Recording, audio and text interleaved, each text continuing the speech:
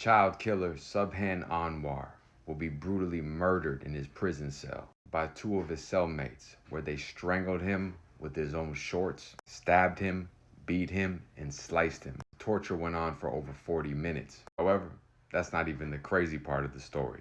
Let's get into it. Subhan Anwar, the toddler murder. In 2009, the piece of shit Subhan Anwar from Huddersfield was convicted for murdering his partner's 2-year-old daughter. The little girl was beaten so badly, she suffered fractures of all 4 limbs and would later die when fat from her broken thigh bones entered her bloodstream. At the sentencing, the judge called Anwar's cruelty beyond belief. Anwar was given a life sentence for the murder.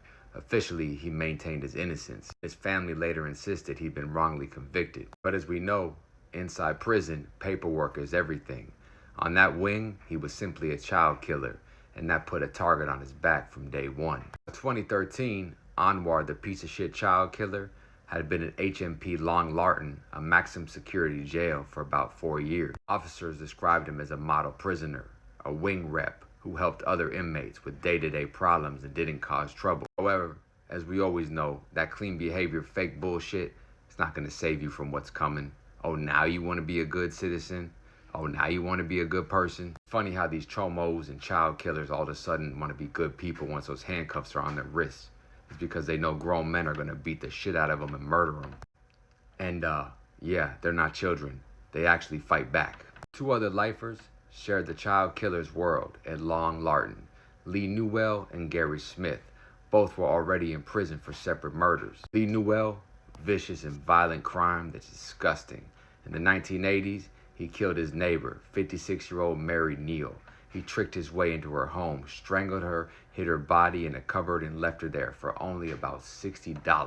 Gary Smith, who was involved in organized crime, was doing life for a 1999 murder of Ali Hassan, whose naked body was dumped in a quarry. Smith believed Hassan was a police informant. By Valentine's Day 2013, you had 3 different killers on the same wing: a toddler killer, a woman killer, and a suspected police informant killer.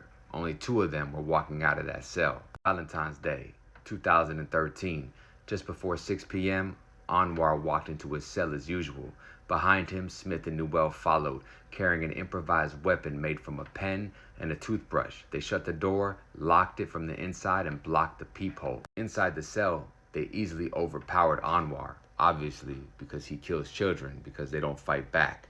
His ankles were bound with 2 meters of tape, and he was strangled with his own tracksuit bottoms. Also had bruising consistent with being hit and possibly jabbed with a makeshift shank found under the window. For about 40 minutes, nothing happened. Then one of the men used the cell intercom and told control, "I've taken the guy in the cell hostage. It's not a joke. I think he's dead." When asked why, one of them replied, "I'm bored. It was something to do." Once officers finally got into the cell, Anwar was face down on the bed, ankles taped, tracksuit bottoms around his neck. Smith and Newell were calm. At one point, Smith even made Newell a hot chocolate while they waited. In a segregation unit later that night, when another prisoner asked Newell what had happened and whether they had opened up his guts, Newell's answer was cold. Nah, it wasn't his guts. It was his neck. Yet as tough as they seemed, at trial, both men blamed each other. But the jury took less than 4 hours to convict Gary Smith and Lee Newell for murder. The judge said there were no mitigating factors and pointed straight at the prison moral code. Those who harm children are treated as fair game by other inmates. Both would be given a whole life sentence with no parole. On that day, Lee Newell wasn't just the man who killed his neighbor, Mary Neal.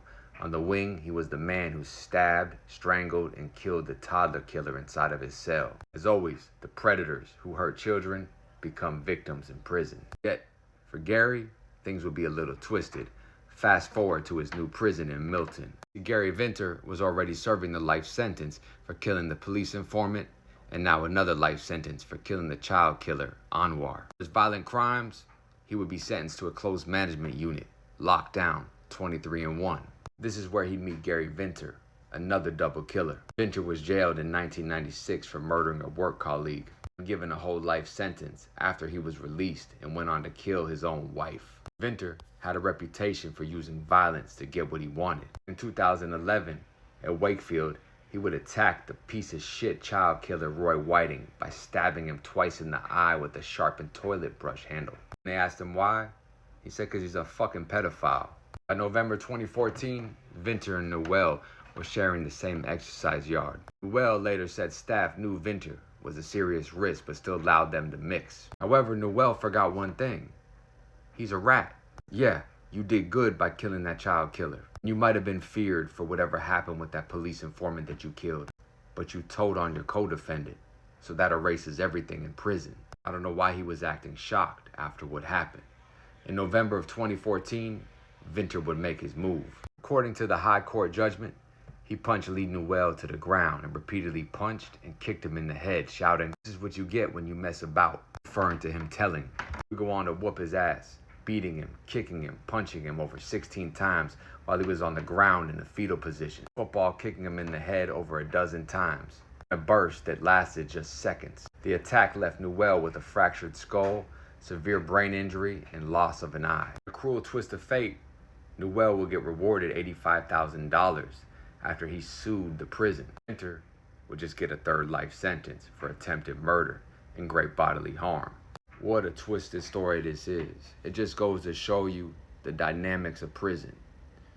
Two men, one is a piece of shit scumbag who murdered a woman over $65. Another dude killed a dude because he was a rat informing to the police. Both of them lived with the worst of the worst, a child killer. They did the right thing and took the child killer out. Instead of taking their charges like men, they tell on each other in panic.